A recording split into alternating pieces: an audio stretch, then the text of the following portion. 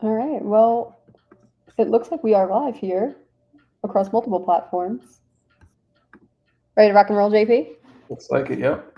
Awesome. Welcome everybody to Scaling Lean's Daily Live. It's called RevUp Daily. So what we're going to be doing is talking about a little bit of the online space and what it took to build a seven-figure business selling info products, done for you services, etc. With that being said, my name is Nina Brennan. This is my co-founder, Jonathan Poransky. We co-founded Scaling Lean back in 2022. We partnered up, and ever since it's been really awesome just navigating the online space. With that being said, JP, if you want to hop in, let's talk about what topic we're going to be bringing up today, and then we'll just go from there. Yeah, absolutely. Welcome to the live, everyone. This is a newer series we're working on, episode 4, and it's really to help experts monetize their expertise online. So we'll drop in insights on how we create content, how we launch offers, how we follow up with people, and ultimately turn them into high-ticket clients. So that being said, I think today's topic, Nina, if you're open to it, would potentially be do more of what's working. This has been a through line for me over the course of this week, and I feel like it's a good way to conclude the month, right? This is a holiday weekend. We start off a new month on Tuesday, and I feel like do more of what's working would be a good theme to kind of conclude things on. What do you think? Yeah, I agree. And I know that you put that post out that caused a lot of traction and conversation this morning on our daily DM call. So let's hop in. Perfect. Yeah. So some of you may know Alex Ramosi. If not, he's a major influencer in online marketing and the business acquisition space as a whole. And recently he launched a new book. And I've been diving into a lot of the resources, and Nina as well. And really what Alex touches on there is do more of what is working, right? So what we mean by that is as entrepreneurs, we often pivot out of things that are working and go into shiny objects, right? But when we stay focused and double, triple, quadruple the output of something that's working, that's when we achieve the level of scale and success that we ultimately desire inside of our business. And it also creates more impact, right? So let's maybe think of this in a real story aspect, right? So for years, Nina and I have been very successful on Facebook, right? We've done Facebook organic. We've done mostly written style posts with pictures, and we've also done short 5-minute webinar videos and also lead magnet ads, group ads. And to be honest, all those things are working, right? But there's been times where we have added things like LinkedIn, and we're still on LinkedIn, which works great, but we started to prioritize things in different areas of our business. And I'll just be completely transparent, Nina. During those times, we did see a little bit of unpredictability because we took focus away from certain aspects that were working real well instead of double downing on those things, right? So that's a bit of a story there for like it in the flesh. So if you're a newer business owner, for one, we recommend focusing on one thing. And then once you find that initial momentum, you identify the things that are working, then just do more of those things, right? Mhm. I think this comes down to the 80-20 rule. So leave room for experimentation, but focus on what works is really how we like to approach things. So if you have something that's working, keep doing it and do it better and refine it until you get it perfect and then do more of that. But if you are looking to experiment, don't just throw out what's working. Maybe focus 80% on what's proven and then 20% on approaching or new approaches that you're Mm. introducing. And I think the 80-20 rule here is really prevalent because what happens is like if you have something that's working but it's not perfected, you're going to think it's not working. And we brought up the story before about like the system, the cold calling system. And it's like, okay, just because it's not fully working, but it's kind of working, it doesn't mean that the whole system is broken. It means that there's a process within the system that's broken. And if you can find the bottleneck, is like what we like to call it. If you find the bottleneck and you fix the bottleneck and you tweak it, it's going to work seamlessly and it's only going to get better over time. But that's where a lot of people make the mistake is they don't have the patience and or the understanding because they don't have the numbers or the tracking behind it to find the bottlenecks and processes that aren't working. So they think the strategy as a whole or the system or the process as a whole is broken. Mm. We've seen it time and time again. People are like, oh, paid ads they don't work, or oh, Instagram strategy doesn't work, or whatever platform doesn't work. But in scaling lean, everything that we put focus on and we were able to dial in, it worked. It's just a matter of like putting that energy and focus to really tweak the entire process until it's perfected, which might take months or even years. Absolutely love that. And where my mind goes there, taking that a little bit deeper, is inside the 28-day fast start, what we really help entrepreneurs do in that initial monetization 4-week sprint is really keeping them accountable with their data. And what we mean by that is, are you posting once a day? What is the feedback that you're getting from your posts? Are people liking it and commenting, or are you getting nothing at all? Are you sending reach out communications to people that are in your niche? And are people responding to those messages, or are they just completely ignoring them? Right. And then, as Nina just mentioned there, with just doing those basic two simple things of posting once a day and then sending messages, this is just a brand new person example. We're able to identify, is it the initial outbound that's the problem? Is it the messaging inside the post that's the problem? Is it all working 100%? And now we have to shift focus now on what is it going to take to get someone to a phone call? Or now we're on phone calls, what does it take to get them closed? So isolating the part of the system that is the bottleneck, right? And oftentimes, if you're not spending the time and focusing on a consistent daily effort for 30, 60, 90 days, that's when you're just scattered and you have no idea what's working and what's not working. And then if it does work, you don't know why it's working, right? In some cases. And we implement this not just for brand new business owners, it's in any system that we built. Here at Scaling Lean, we're massively focused on data, right? So it's the same for an ad strategy, right? So you're first going to write your ads.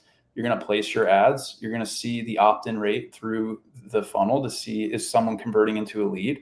Once they come in as a lead, if you're doing a VSL funnel, for example, are they then turning into a survey and a book call? And if that's yes, then it's like, are they showing up for the call? Are they closing on the call? What is the window that they're closing in? Is it 30 days, 60 days, 90 days, right? So having a look at all of these little metrics make a massive improvement inside of your business, because you can make subjective decisions, not based on emotion, but based on real data that's happening in real life. Yeah. And I think the best way to approach this is, if you are someone who's really looking to get a handle on your business and understand this process as a whole of what's working, what's not working, what should you cut out. Scaling Lean is called Scaling Lean for a reason. We cut things out that aren't working based on numbers and based on data, right? So how we approach this is, we look at the last 90 days of business, and typically it's like by quarter sprints, right? Of, you look at the numbers and then what drove the best results, what generated your highest value customers. And highest value doesn't only mean like money in the bank. It also means like who you enjoy working with, who got the best results, etc. And then what also felt effortless, because it generated momentum, both for you showing up, and it was easy for you to be consistent as a business owner, and or your team to be consistent in their roles. And the momentum also for effortlessness is like bringing leads into the ecosystem, moving leads through the process seamlessly without you having to be manually part of it. So those are all things that we look at: is energetically, where do we put our time and space? Energy, like what boosted our energy, what took away from our energy, what numbers are moving, what funnels are working, and then we start cutting based on the data. Absolutely. And then also doubling down on what is working, kind of looping back to the beginning, right, Nina? Justin brought up a great mindset shift on our session this morning about, once we find that winning combination, the winning like combination for the safe, if you will, then we just take that and we multiply it instead of doing something different. So if we do achieve an audience or a message that converts into a closed deal, then it's about how do we 2, 3, 4x those activities in order to 2, 3, 4x the outcome of those activities. What I really loved about Justin is he was talking about how we have to be grounded in who we are, what we do, and our purpose behind our offers, and framing it in the mindset, because everything about business success is personal development, in my opinion. Like 80% of success is that. It's like we get to present our offer to more people. We get to run more ads and spend more money to acquire clients, because we're going to get to impact more people with our services and help them transform their lives, right? No matter what your product or service is. Mm-hmm. So I loved how Justin brought that in, and it definitely hit for me personally on how it's super important that we frame what the things we're doing every day, and stay focused on that goal of success, whatever that metric is for you. Yeah. And I want to bring it back and talk a little bit about why businesses often miss this, right? So as a business owner and someone who is like making all of these decisions on a daily basis, especially newer business owners that we work with that are anywhere between 0 and 10K per month, and they don't really have a team in place and they're bootstrapping their online business and or just business in general. These are the reasons why they fail in this like initial sprint phase. Is like number one, they get distracted by shiny new objects. And I think that you mentioned that before. It's what processes should I be using, learning new skills and doing things that they shouldn't be doing in terms of like, oh, like Instagram's working, but now I want to pop over to LinkedIn because somebody told me that LinkedIn was working. Then they don't properly measure what's actually working. So they don't have like the capacity to know like, okay, Instagram's working because, or it's not working because like I'm only getting like 2 conversations out of the 10. So they're not tracking. So they don't really know like what's working, what's not working because they don't know what numbers they should be looking at. And this is a big one here too, is the assumption that they need to innovate rather than optimize. So I meet a lot of visionaries that start a business, and there's visionaries and there's operators, right? And visionaries are typically the ones that are like, I'm going to go for it. I'm going to start a business. But what happens is the vision keeps like moving forward without the operations actually getting solidified in order to optimize it enough for it to work. And that's very crucial is like, it's you need kind of both in business is how we see it is like you need a visionary, you need an operator, and like one doesn't really work well without the other because the visionary will keep sprinting and then over time so what will happen they'll sprint so hard that it'll burn out. And in terms of the operator, they don't move fast enough because they're always inside of the business just like tweaking things and they don't like move the needle in the ways that it actually needs to be moved. And then the last one is they spread resources way too thin across too many initiatives. And this goes back to that shiny object syndrome is like they're not doubling down on what you're saying, what works, and they're moving to the next idea without properly seeing like, okay, this data is telling me I need to do more of this. So those are the 4 reasons that we see worked with at this point over 300 business owners. So yeah, what do you have to add to there, JP?